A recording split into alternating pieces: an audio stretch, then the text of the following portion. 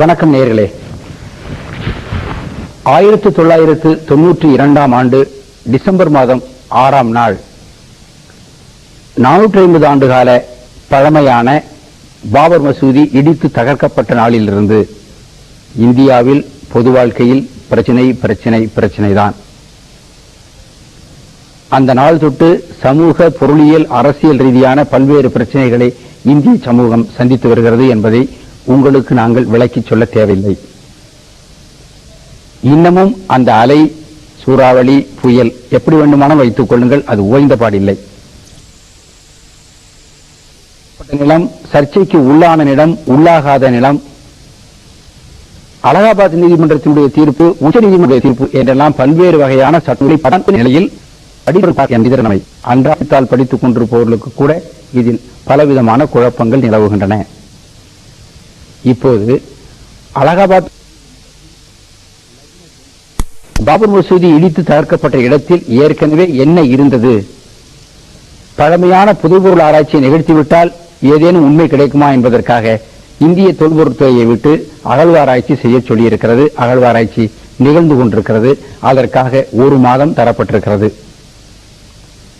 கூடவே அகழ்வாராய்ச்சி செய்ய சொன்னது தவறு என்று உச்சநீதிமன்றத்திற்கு முறையீடு செய்தோரும், அகழ்வாராய்ச்சியில் உரிய பிரதிநிதித்துவம் எங்களுக்கு தரப்படவில்லை அல்லது தரப்பட்டிருக்கிறது என்று வாதிடுவோருமாக இந்த பிரச்சனை வழக்கமான பட்டிமன்றத்திற்கு ஆளாகியிருக்கிறது. இவற்றையெல்லாம் உள்ளடக்கி பாபர் மசூதி சர்ச்சைக்கு உள்ளான பகுதி, உள்ளாகாத பகுதி என்பன போன்ற செய்திகளை வாதிப்பதற்காக மாறுபட்ட 2 தரப்பாரையும் உங்களுக்கு எதிராக இப்போது அழைத்து உட்கார வைத்திருக்கிறோம். RSS அமைப்பினுடைய தென்மண்டல கொள்கை விளக்க செயலாளர் திரு வி. சண்முகநாதனும், தமிழ்நாடு முஸ்லிம் முன்னேற்ற கழகத்தினுடைய மாநில தலைவர் பேராசிரியர் MH ஜவாஹிருல்லா ஆகிய இருவரும் இங்கே வந்திருக்கின்றனர். இவர்களுக்கு இடையிலே நான் விவாதம் தொடர்கிறது. உங்களுக்கு வணக்கம். உங்கள் மீது இறைவனின் சாந்தியும் சமாதானமும் பொழியப்படட்டும். தொடக்கமா நான் உங்ககிட்டே தொடங்கலாம் நினைக்கிறேன். பாபர் மசூதி இடித்தது பிரச்சனை, அது எது, யாரு, அந்த பல நிகழ்ச்சிகள் வாயிலாகவும் பல்வேறு நூற்றுக்கணக்கான கட்டுரைகள், வாதப்பிரதியின் வாயிலாக மக்களுக்கு நிறைய செய்திகள் தெரியும். அது அங்க தொடங்க வேண்டாம்னு நினைக்கிறேன். சரி, அது பின்னால பேச்சின் போக்கில் வந்தா வரட்டும். சரி. ஆனால் இப்போ அண்மை கால நிகழ்வுகள், உடனடி நிகழ்வு பற்றி பேசுவதாக இருந்தால், நீங்க தொடர்ந்து சொல்லிட்டு இருந்தீங்க, பாபர் மசூதி இருந்த இடத்தில் ராமர் கோவில் இருந்ததற்கான ஆதாரம் என்ன அப்படின்னு தொடர்ந்து முஸ்லீம் அமைப்புகள் கேட்டுக்கிட்டு இருந்தாங்க. இது தாண்டி இப்போ அலகாபாத் நீதிமன்றம் அந்த இடம் யாருக்கு சொந்தம் என்பதை தீர்மானிப்பதற்காக இந்திய தொல்பொருள் துறையை விட்டு அகழ்வாராய்ச்சி சொல்லியிருக்காங்க. யாருக்கு சொந்தம் என்பதற்கு ஆதாரம் என்ன அப்படின்னு கேட்டுட்டு இருந்தீங்க. ஆதாரத்தை கண்டுபிடிப்பதற்கான முயற்சியின் பொருட்டு அகழ்வாராய்ச்சி செய்ய சொன்னா அதையும் வேண்டாம்னு சொல்றீங்க அல்லது பதறீங்க. என்ன காரணம்? நாங்கள் பதற இல்லை. முதலாவதாக ஒன்றை தெளிவாக தெரிந்து கொள்ள வேண்டும். பாபரி மஸ்ஜித் யாருக்கு சொந்தம் என்பது ஒரு சொத்து சம்பந்தப்பட்ட ஒரு தகராறு. ஸோ அந்த தகராறை தீர்ப்பதற்காக வேண்டி அரசு ஆவணங்கள், ரெவன்யூ ரெக்கார்ட்ஸ் இவையெல்லாம் இருக்கின்றது. அலகாபாத் ஹைகோர்ட்டினுடைய லக்னோ பெஞ்சில் இந்த வழக்கு விசாரணையில் நடந்து வருவதெல்லாம் நமக்கு தெரியும். அதுல மொத்தம் ஒரு 20 கேள்விகள் இருக்கின்றது. அதுல ஒன்றுதான் இந்த அகழ்வாராய்ச்சி சம்பந்தப்பட்ட விஷயம். அப்ப இந்த அகழ்வாராய்ச்சியினுடைய முடிவை வைத்துக் கொண்டு சட்ட ரீதியாக பார்க்கும்போது அலகாபாத் ஹைகோர்ட் ஒரு முடிவுக்கு வர முடியுமா என்றால் வர முடியாது. ஏனென்றால் 450 ஆண்டு காலம் பள்ளிவாசலாக இருந்ததுக்கான ஆதாரங்கள் இருக்கின்றது. 1949ஆம் ஆண்டு டிசம்பர் மாதம் 22ஆம் தேதி வரை இடைவிடாமல் அந்த பள்ளிவாசலில் தொழுகை நடந்ததற்கான அரசு ஆவணங்கள் இருக்கின்றது. அரசு அதிகாரிகள் வாக்குமூலம் கொடுத்திருக்கின்றார்கள். அன்று இரவுதான் பள்ளிவாசல முஸ்லிம்கள் தொழுது விட்டு வீட்டுக்கு சென்ற பிறகு அங்கே ஒரு கும்பல் உள்ளே புகுந்து ராமர், லட்சுமணன், ஹனுமான், சீதை ஆகியோருடைய சிலைகளை வைத்துக் கொண்டு ராமபெருமான் தன்னுடைய ஜென்மபூமியில் அவதாரம் எடுத்து விட்டார் என்று சொன்னாங்க. இதை நான் சொல்லல, அயோத்தி காவல் நிலையத்தில் பதிவு செய்திருக்கக்கூடிய FIRல இது தெளிவாக பதிவாக இருக்கின்றது. ஆக ஒரு கிரிமினல் குற்றம் நடத்தப்பட்டு இருக்கின்றது.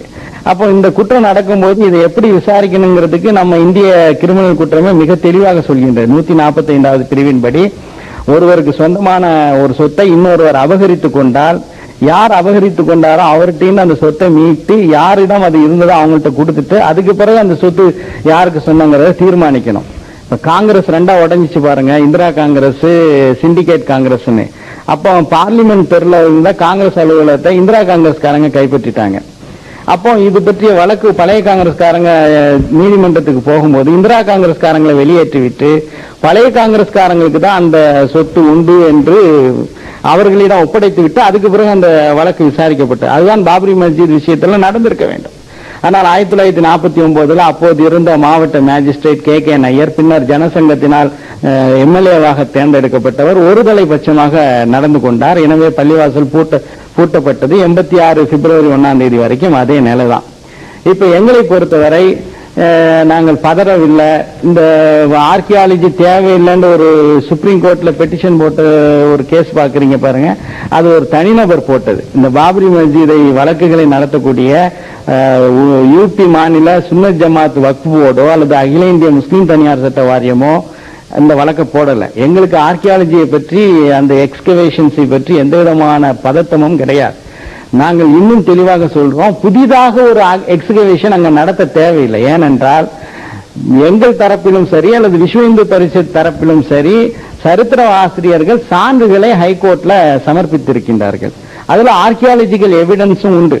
உதாரணமாக ஒன்று சொல்கின்றேன்.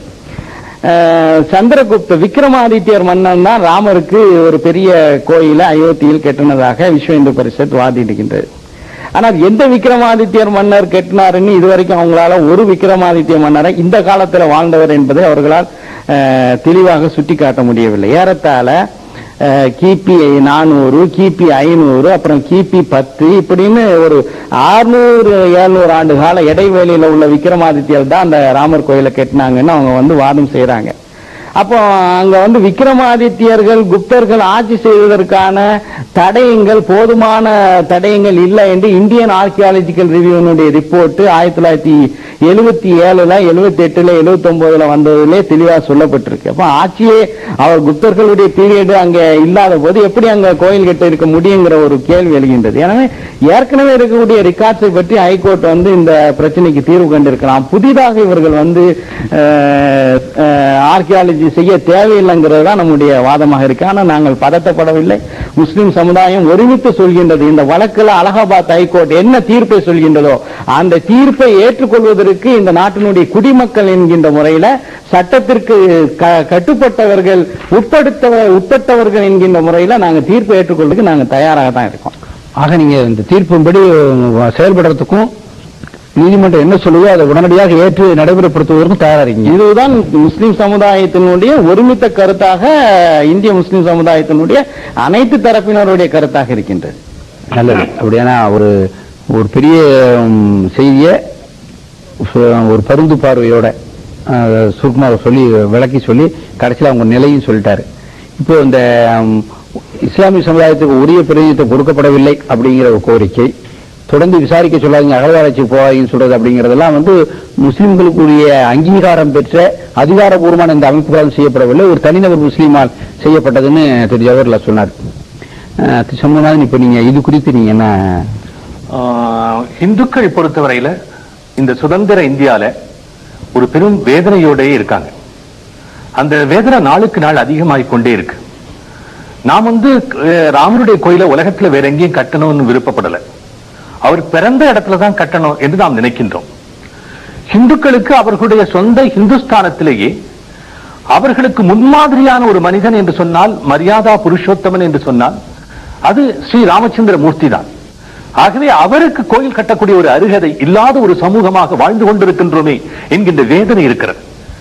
ஒரு சிறு குழந்தை கூட ஸ்ரீராம ஜெயராம ஜெய ஜெய ராம என்று ஒரு முறை அல்ல, 100 முறை இல்ல, பல குழந்தைகள் லட்சந்தர கோடிகளை அவர்கள் எல்லாம் எழுதி வருகிறார்கள். அப்படிப்பட்ட சிறு குழந்தையிலிருந்து வயதான முதியவர் வரை ராமனை கடவுளாக பார்த்து அந்த ராமன் பிறந்த இடத்துல நாமால கோயில் கட்ட முடியலையே. மீர் பாக்கி என்கின்ற ஒருவன் 1528 ஆண்டு அங்கு இருக்கக்கூடிய ராமர் கோயிலை இடித்து விட்டானே. இந்த அவமானம் 500 ஆண்டுகளாக நீடிக்கிறதே. கோவில் என்றால் நமக்கு சாதாரணமாக வழிபாட்டு தலம் மட்டுமல்ல, கோவில் என்பதை ஒரு சென்டர் ஆஃப் தி சொசைட்டி, சமூகத்துடைய மைய பகுதியா, சமுதாயத்துடைய கலை, இலக்கியம், வரலாறு, சிற்பம் எல்லாவற்றிற்குமே மையமாக இருக்கக்கூடிய ஒரு இடம் அது. ஆகையினால எங்களுக்கு கோயில் அங்கு கட்டியே தீர வேண்டும் என்கின்ற எண்ணமானது இந்தியா முழுவதும் அல்ல, உலகத்தில் கூட எல்லா இந்துக்களும் அதை விரும்புறாங்க. ஆகையினால எங்களுடைய வேண்டுகோள் என்னன்னா, மன மாற்றத்தின் மூலமாக தான் இது விரைவா செய்ய முடியும். கோர்ட்டு கூட பாருங்க உடனடியா முடிக்க முடியாம தள்ளி போய் போட்டுக்கிட்டே போறாங்க. ஏனென்றால் இது ரொம்ப முக்கியமானது ஒரு விஷயம். அதனாலதான் 1986 அப்ப கோர்ட்ல பூட்டை திறந்து விடுங்க, உள்ள ராமலாலா இருக்காரு, அவருக்கு நைவேத்தியம் நடக்கட்டும். ராம ஜன்ம பூமி முக்தி யஜ்ஞம் என்று ஒரு அமைப்பு உருவாக்கப்பட்டு அதன் மூலமாக அங்கு பூட்டானது திறக்கப்பட்டு அதன் பிறகு சுவாமிக்கு நைவேத்தியம் நடந்தது. அதன் பிறகு பாத்தீங்கன்னா 89 சிலன்யாஸ் நடந்தது. பிறகு ராம ஜோதி ரதம் நடந்தது. இப்படி ஒரு தீவிரமான ஒரு இயக்கமாக இது தொடர்ந்து நடந்து கொண்டே இருக்கிறது. அதனால இந்த விஷயமானது பேசி தீர்த்து விடுவது ரொம்ப நல்லது. இஸ்லாமியர்கள் கூட என்னுடைய வேண்டுகோள் என்னன்னா, பெருவாரியான இஸ்லாமியர்கள் இந்தியாவில் நல்லவர்கள் தான். அதனால அவர்கள் the intensity of the movement, கடந்த 500 ஆண்டுகளாக தன்னுடைய கோயில் இடிக்கப்பட்டதே என்கின்ற வேதனையோடு இந்த நாட்டில் இருக்காங்களே, அதனால அப்படிப்பட்ட இந்துக்கள் அவர்களுக்கு ஒரே கோயில் அங்கதான், ராமருடைய கோயில் தான். அதனால ஃபைசாபாத்ல ஏற்கனவே 20 மசூதி இருக்கின்றது. அது மட்டும் இல்ல, கடந்த 50 வருஷமா அங்க வந்து முழுக்க முழுக்க இந்துக்களுடைய ஒரு நிலைதான் இருக்கிறது. 1940 சொன்னாங்க 49 பிறகு. அதனால அதுக்கு முன்னாடி கூட அதை ஒரு ஸ்ட்ரக்சரா தான் வைத்துக் கொண்டிருந்தாங்க. அப்படிப்பட்ட இடத்துல நாம் அதாவது இந்துக்கள் அங்க கோயில் கட்டுவதற்காக ஒரு அவர்களை விட்டுக் கொடுக்கக்கூடிய ஒரு சூழ்நிலையானது உருவாக வேண்டும். அப்படி உருவானா இந்த நாட்டுல இன்னும் நல்ல அண்டர்ஸ்டாண்டிங் கூட இருக்கு, ரொம்ப சுமூகமான ஒரு சூழ்நிலையானது உருவாகும். ஆகையினால நாம் பேச்சுவார்த்தையின் மூலமா அதை தீர்ப்பதற்கு முஸ்லிம் சமுதாயமானது தயாராக இருக்கணும். அதே போல கோர்ட்டும் சரி விரைந்து தீர்வு கொடுக்கணும். இதெல்லாம் முடிச்சுட்டு 50 ஆண்டுகளுக்கு பிறகு சுதந்திரம் அடைந்து கோயில் கட்டக்கூடிய ஒரு பெரும் நிலை வர வேண்டும் என்பதுதான் எங்களுடைய நிலை.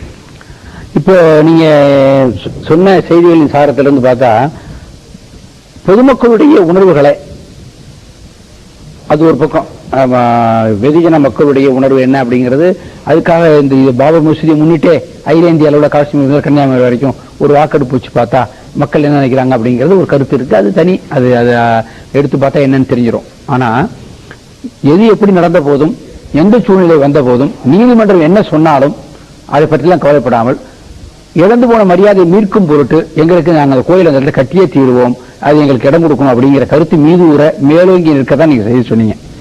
அப்படியானா திரு தொக்காடி நீதிமன்றத்து கருத்தை மீறுவதோ நீதிமன்றத்தை மதிக்காததோ அந்த மாதிரி கருத்து எங்களிடம் இல்லை.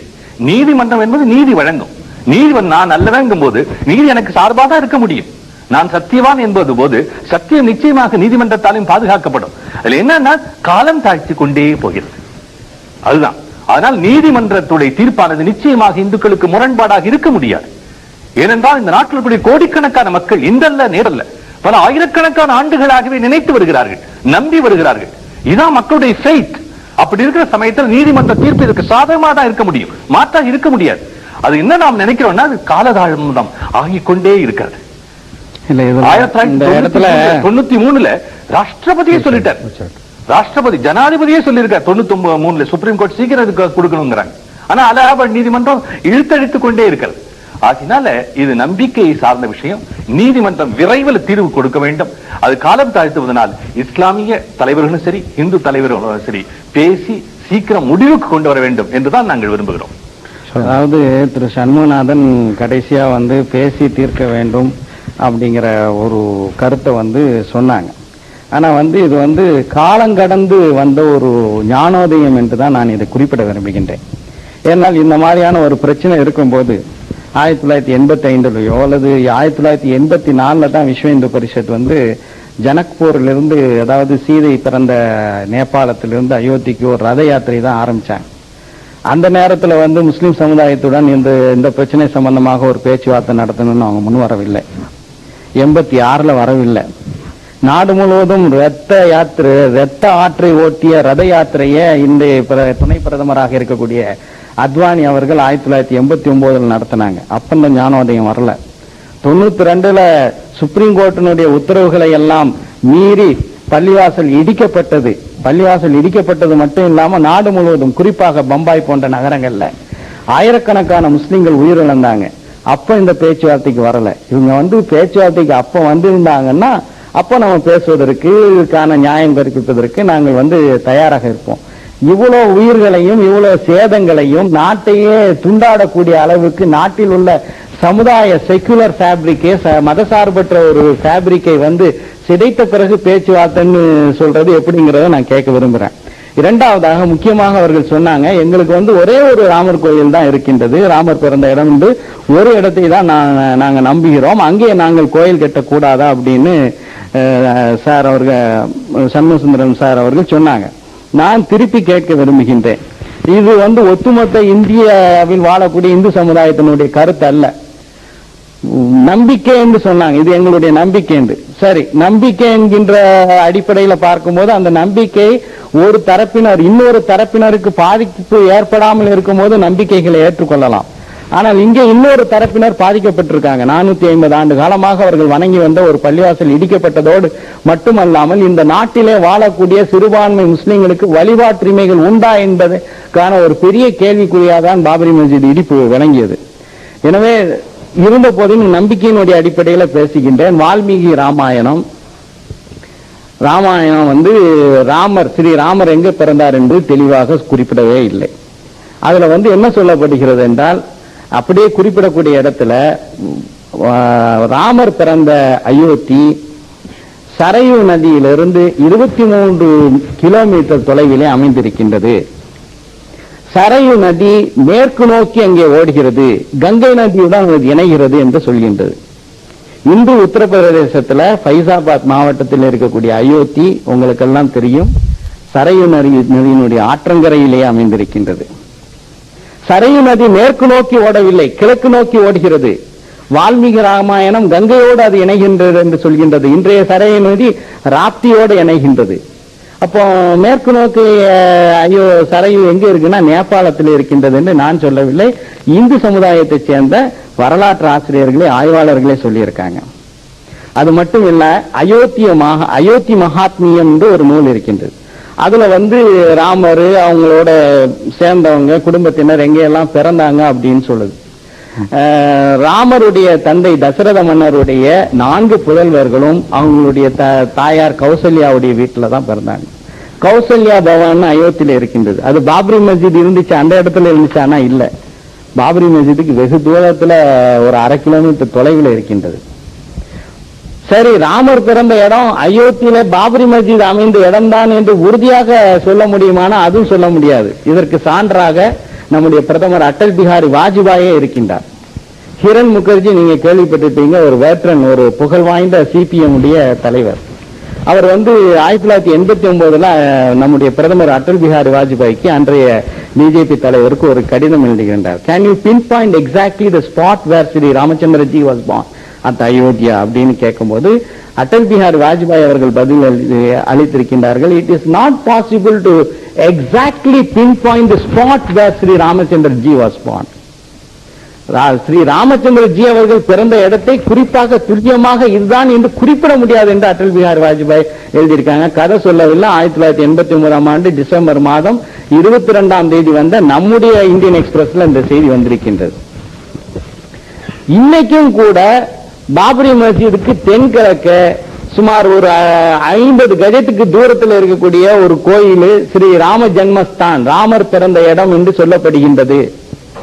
நீங்க அயோத்திக்கு நான் சென்றிருக்கின்றேன், என்னோட பல நண்பர்களும் வந்திருக்கின்றார்கள், பல வரலாற்று ஆசிரியர்களும் எழுந்திருக்கின்றார்கள். அயோத்தியில குறைந்தபட்சம் அங்கு இருக்கக்கூடிய 16 ராமர் கோயில்களுடைய பூசாரிகள் இதுதான் ராமர் பிறந்த இடம் அப்படின்னு சொல்றாங்க. அப்போ உண்மை என்னன்னா, யதார்த்தமாக இதுதான் ராமர் பிறந்த இடம் என்று அவர்களால் குறிப்பாக சுட்டிக்காட்ட முடியாத ஒரு சூழ்நிலையில் தான் இருக்கின்றது. அடுத்தாப்புல சொன்னாரு, மீர் பாக்கி தான் வந்து பள்ளிவாசலை இடிச்சாரு. இங்கே நான் ராமர் கோயிலை இடிச்சு பள்ளிவாசலை கட்டினாருன்னு சார் சொன்னாங்க. இங்கேயும் நான் மாறுபட விரும்புகின்றேன். ஒரு வரலாற்று மாணவன் என்கின்ற அடிப்படையில் சமீபத்தில், மிக சமீபம் நான் சொல்லக்கூடிய இந்த செய்தி கூட ஒரு புதிய செய்தி தான். இந்த பாபரி மஸ்ஜித் ராம ஜென்ம பூமி விவகாரத்தை பற்றி மேற்கு வங்காளத்தைச் சேர்ந்த ஒரு IAS அதிகாரி, ஷெர்சிங் அவருடைய பெயர், பெரிய ஆய்வுகளும் செஞ்சிருக்கார், PhD பண்ணியிருக்கிறார், டீலிட் பண்ணியிருக்கின்றார். அவர் வந்து இந்தியன் ஆபீஸ் ரெக்கார்ட்ஸ், அதாவது பிரிட்டிஷ் ஆதிக்கத்தில் இந்தியா நினைச்சு பாருங்க, அப்போ உள்ள ஆவணங்கள் எல்லாம் லண்டன்ல போய் எடுத்து பார்க்கும்போது பாபரி மஸ்ஜித் உண்மையிலேயே கட்டப்பட்டது பாபராலேயோ மீர் பாக்கியாலோ இல்லை. அதுக்கு முன்னாடி அயோத்தி பகுதியில ஆட்சி செய்த சரக்கி பாரம்பரிய ஆட்சியாளரான ஹுசைன் ஷா ஷரக்கி என்பவர் தான் அந்த பள்ளிவாசலை கெட்டி இருக்கிறார் என்பதற்கான ஆவணங்களோடு, இந்த அரபிக் மேனுஸ்கிரிப்ட்னு சொல்றாங்க பாருங்க, அந்த என்கிரேவ்மெண்ட், அதாவது பதிவோடு அவர் புத்தகமே வெளியிட்டு இருக்கின்றார். இன்னும் சொல்ல விரும்புறேன், இந்துஸ்தானி சமஸ்கிருதத்தில் இருந்த ராமாயணம் புகழடைந்தது, நாடு முழுவதும் பரவலாக தெரிந்தது யாரால் தெரியுமா? துளசிதாசரால். அவர் எந்த ஊருக்காரர் தெரியுமா? அயோத்தியை சேர்ந்தவர். பாபரி மஸ்ஜித் இடிக்கப்பட்ட அந்த 1527 30 வயது இளைஞராக தான் துளசிதாசர் இருக்கிறார். அவர் ஸ்ரீ ராமச்சந்திர மானாஸ் என்கின்ற பெயரில் ராமாயணத்தை இந்துஸ்தானி மொழியில மொழிபெயர்த்திருக்கின்றார். அந்த ஸ்ரீ ராமச்சந்திர மானாஸ்ல இந்துக்களுக்கு ஏற்படக்கூடிய கொடுமைகளை பற்றி பல விஷயங்கள்லாம் எழுதியிருக்கின்றார். தான் ஒரு தாழ்த்தப்பட்ட சமூகத்தை சேர்ந்தவன் என்பதற்காக உயர்ந்த சாதியினால் தனக்கு எப்படியெல்லாம் கொடுமைகள் இழைத்திருக்கின்றார்கள் என்பதை கூட பதிவு செய்திருக்கிறார் துளசிதாசர். ஆனால் அந்த ஒரு இடத்துல கூட என்னுடைய காப்பியத்தின் நாயனான ஸ்ரீ ராமபெருமானுக்கு எழுப்பப்பட்ட ஒரு ஆலயத்தை இந்த மிலேச்சர்கள் முஸ்லிம்கள் இடித்தார்கள் என்று ஒரு இடத்துல கூட பார்க்க முடியல. குருநானக் பாபர் ஆட்சி செய்யும் போதுதான் அவர் வாழ்ந்தவர். அயோத்திக்கு வந்திருக்கின்றார். பாபருடைய ஆட்சியை பற்றி பல விமர்சனங்களை எல்லாம் செய்திருக்கின்றார். அயோத்திக்கு நான் சென்றேன், அங்கு ஸ்ரீ ராமபெருமானுக்கு எழுப்பப்பட்ட ஒரு ஆலயத்தை பாபர் வந்தார், இடித்தார் என்று ஒரு வரியை கூட குரு கிராண்ட் சாஹிப்ல குருநானக் குறிப்பிடுவதை நாம் பார்க்க முடியாது. இன்னொரு உண்மை என்ன தெரியுமா? தான் தவான் குன், ஹனுமான்கிரி இது போன்ற அயோத்தியில் இருக்கக்கூடிய பல ஆலயங்களுக்கு பாபர் தானங்களை வழங்கி இருக்கின்றார். அந்த ஆவணங்கள் எல்லாம் இன்னும் அந்த கோயில்களால் பாதுகாப்பாக வைக்கப்பட்டிருக்கின்றது. தன்னுடைய மகன் ஹுமாயூனுக்கு எழுதிய உயிர் நேஷனல் ஆர்கிவ்ஸ்ல டெல்லியில பாதுகாக்கப்பட்டிருக்கின்றது. அதுல அந்த உயிரில் பாபர் என்ன தெரியுமா சொல்றாரு ஹுமாயூனுக்கு? என்னுடைய மகனே, நீ பிற மக்கள் வழிபடக்கூடிய வழிபாட்டு தலங்களை இடிக்க கூடாது, நீ பிற மக்கள் வெறுப்பார்கள் என்பதனால் நீ மாட்டிறைச்சியை கூட சாப்பிடக்கூடாது. முஸ்லிம்களுக்கு மாட்டிறைச்சி சாப்பிடுறது ஒன்றும் தவறல்ல, இருந்தாலும் கூட ஒரு பல மக்களுக்கும் நீ ஆட்சியாளராக இருக்கின்றாய் என்பதற்காக மற்ற மக்களுடைய உணர்வுகளையும் மதிக்க வேண்டும் சொல்லி இருக்கிறார் பாபர். ஆக பாபர் படையெடுத்து வந்தார், அங்கே ராமர் கோயில் இருந்தது, அது இடிச்சார் என்பதே ஒரு கற்பனை கதை, இல்லாத ஒரு வரலாற்று புரட்டு என்பதுதான் எங்களுடைய வாதம். திரு சண்முகநாதன், இப்ப மிக முக்கியமா பேராசிரியர் ஜவஹர்லால் சொன்ன விளக்கத்திலிருந்து ஒரு வரலாற்று ரீதியான செய்தி, அது பரவலா வரலாற்று புத்தகங்களையும் பேசப்படுகிற செய்தியாக தொடர்ந்து இருக்குது. KN பணிக்கருங்கிற ஒரு முக்கியமான வரலாற்று ஆசிரியர் சொல்லுகிற செய்தி கூட, பாபர் மசூதி என்பது ஒரு புதிதாக எழுப்பப்பட்ட கட்டிடம் என்பதற்கான செய்திதான் வர சரித்திரத்தில் நமக்கு கிடைக்கிறதே தவிர, ஏற்கனவே இருந்த எந்த ஆலயத்தையும் இடித்து தகர்த்து விட்டு அங்கே பாபர் மசூதி கட்டல அப்படிங்கிற ஒரு செய்தியை வலுவா சொல்றாங்க. அதை அவர் நிறுவனத்துக்கு பல காரணங்களை விரிவான விளக்கத்தை போட சொன்னாரு. இந்த இடத்துல உங்களுடைய கருத்து என்ன? இஸ்லாம் சமயத்துடைய தோற்றத்திலிருந்தே நீங்க பாத்தீங்கன்னா, அவர்கள் பல வழிபாட்டு தலங்களை இடித்து அதில் மசூதியை கட்டியிருக்கின்றார்கள் என்பது புலப்படும். 7வது நூற்றாண்டில் நபிகள் நாயகத்துடைய ஒரு மறைவுக்கு பிறகு 50 ஆண்டுகளில் ஸ்பெயினிலிருந்து சிந்து வரை இஸ்லாம் வேகமாக பரவி இருக்கிறது. பல நாடுகளிலேயும், இந்தியாவில் மட்டுமல்ல வேறு பல நாடுகளில் கூட இப்படி வழிபாட்டு தலங்கள் இடிக்கப்பட்டு அங்கு மசூதிகள் கட்டப்பட்டிருக்கின்றன. இதற்கு எத்தனையோ ஆதாரங்கள் இருக்கின்றன. அதே போல அவர் கூறுகின்றார், வால்மீகி ராமாயணத்துல துளசிதாசத்தை அவர் படித்தவரில் வேணா இல்லாம இருக்கலாம், ஆனால் பல இடங்களில் யுத்தம் இல்லாத ஒரு அமைதியான பூமி அது, அங்குதான் ராமன் பிறந்தார் என்பதற்கு எத்தனையோ சான்றுகள் இருக்கின்றன. அது மட்டுமல்லாமல் இப்பொழுதுதான் ஞானோதயமா என்று கூட கேட்டார் சற்று வித்தியாசமாக. நான் குறிப்பிடுகின்றேன், ஆரம்பம் முதலே இந்துக்கள் பரந்த ஒரு இதமான ஒரு மனத்தோடு தான் பழகி வந்திருக்கின்றார்கள். இவர்கள் தான் மதம் மாற்றப்பட்டு அதன் பிறகு பெருவாரியாக முஸ்லிம்கள் ஆன பிறகு இந்த நாட்டையே துண்டாக்கினார்கள். ராமன் மகன் லவன், அவன் பிறந்து ஆண்ட ஊர் லாகூர். அந்த லாகூர்ல பெரும்பான்மையா இந்துக்கள் முஸ்லிமா மாறின பிறகு அந்த முஸ்லிம்கள் தனியா நாடு பிரிச்சுட்டு போயிட்டாங்க. அதனால் நம்மை பொறுத்தவரையில அவர்களை சேர்த்துதான் இருக்க விரும்பினோம், அவர்களோடு ஒன்றாக இருக்கத்தான் விரும்பினோம். அதனால இஸ்லாமியர்களை இன்றைக்கு அந்த ஒரு நல்ல ஞானோதயம் பெற்று, ஏன்பா உலகம் முழுக்க முஸ்லிம் நாடுகள்லாம் எப்படி இருக்கு இன்னைக்கு, அப்படி இருக்கிற சமயத்தில் இந்தியாவில் இருக்கக்கூடிய முஸ்லிம்கள் மற்ற முஸ்லிம் நாடுகளில் இருக்கக்கூடிய முஸ்லிம்களை விட இன்னும் நல்ல நிலையில் இங்கு இருக்கின்றார்கள், மதிக்கப்படுகிறார்கள், போற்றப்படுகிறார்கள். இந்த நாட்டில் கூட எல்லா பதவிகளும் அவர்கள் அனுபவிக்க முடியும். அப்படி இருக்கிற சமயத்துல இவ்வளவு பெரும்பான்மையான பரந்த மனம் படைத்த இளகிய மனம் படைத்த இந்துக்கள் விரும்புகின்ற அந்த ராமர் கோயிலை விட்டுக் கொடுக்கக்கூடிய மனநிலையில் வர வேண்டும், சண்டை போடக்கூடிய மனநிலையில் இருக்கக்கூடாது என்று நான் நினைக்கின்றேன். இப்ப சரி, நீங்க விட்டு பரந்த மனப்பான்மை விட்டு கொடுக்கிற இயல்பு அப்படின்லாம் சொன்னீங்க. அவர் சொல்ற சரித்திரங்கள் அப்படியே இருக்கட்டும், அதுல நான் மறுக்கவோ ஏற்றுக்கவோ நான் ரெண்டுமே செய்யல, நெய்தர் நார். ஏன்னு கேட்டா இது வந்து சரித்திரத்துல உள்ள பெரிய விஷயம், இன்னைக்கு முடிக்க இந்த ஒரு நிகழ்ச்சிக்கு முடிக்கிற விஷயம் இல்ல இது. ஆனா மக்கள் நம்பிக்கை இருக்கு அது மக்கள் நம்பிக்கை இருக்கு, நம்பிக்கை சென்டிமெண்ட் ஆண்டு காலமா இருக்கு, சென்டிமெண்ட். அது ஒரு சொன்னதுலயும் எனக்கு மறுப்பும் இருக்கு. ஏன்னா வந்து அவர் இஸ்லாமிய வரலாற்றை பத்தி சொல்லியிருக்காரு, அதுக்கு ஆதாரங்கள் சொல்லணும். சுருக்கமா மறுக்கிறதா பாருங்க. ஆமா, அதாவது இப்ப வந்து முஸ்லீம்கள் என்னமோ கடப்பாறையோடையும் கையில கடப்பாறையோடையும் சுத்திகளோடையும் தெரிஞ்ச மாதிரி திரு சண்முகநாதன் சொல்கின்றார். இப்படி அவர் வரலாற்று சொன்னா நானும் திரும்ப சொல்ல முடியும். உதாரணமாக இந்தியால புத்த மதம் தலைத்தோங்கிய மதம். புத்தர் கோயில்கள் இந்தியாவில காஷ்மீர்ல இருந்து கன்னியாகுமரி வரை இருந்தது. இன்னைக்கு வந்து அந்த கோயில்களை ஏன் பார்க்க முடியவில்லை? காஷ்மீரை ஆண்ட ஹர்ஷா என்கின்ற மன்னர் ஏராளமான இந்து மன்னர் ஏராளமான புத்தர் கோயில்களை எடுத்திருக்கின்றார். அதே மாதிரி குஜராத்தை பார்க்கும்போது சுபத்த வர்மன்கிற ஒரு மன்னர் அங்க இருக்கக்கூடிய அத்தனை புத்தர் கோயில்களையும் இடிச்சிருக்கிறார். குஜராத்தும் காஷ்மீரும் தமிழ்நாட்டுக்கு வர்றேன். தென்னிந்திய வரலாறுல சாமிநாத சர்மா என்கின்ற ஒரு வரலாற்று ஆசிரியரே சொல்கின்றார், தமிழகத்தில் இருந்த ஏராளமான புத்தர் கோயில்கள் சமண கோயில்கள் எல்லாம் இடிக்கப்பட்டிருக்கின்றது. குறிப்பாக நாகப்பட்டினத்திலையும் காஞ்சிபுரத்திலையும் இருக்க கோயில்களை தோண்டி பார்த்தா அது புத்தர் கோயிலுங்கிறதுக்கான ஆதாரம் இருக்குன்னு அவர் குறிப்பிட்டார். புத்த விகாரங்கள் கோயிலாக மாற்றப்பட்டிருக்குன்னு சொல்லியிருக்கார். சமணர்களுடைய கோயில்கள் வைணவர்களுடைய கோயில்களை சமணர்களும் இடிச்சு தள்ளி இருக்காங்க. அப்ப இது வந்து பொதுவா சொல்ற விஷயம் அல்ல. ரெண்டாவது வந்து பார்ட்டிஷனை பத்தி சொன்னார். பார்ட்டிஷன் வேற விஷயம். பார்ட்டிஷனை இந்தியாவை இரண்டாக பிரிந்ததை நாங்கள் ஒருபோதும் ஏற்றுக்கொள்ளவில்லை.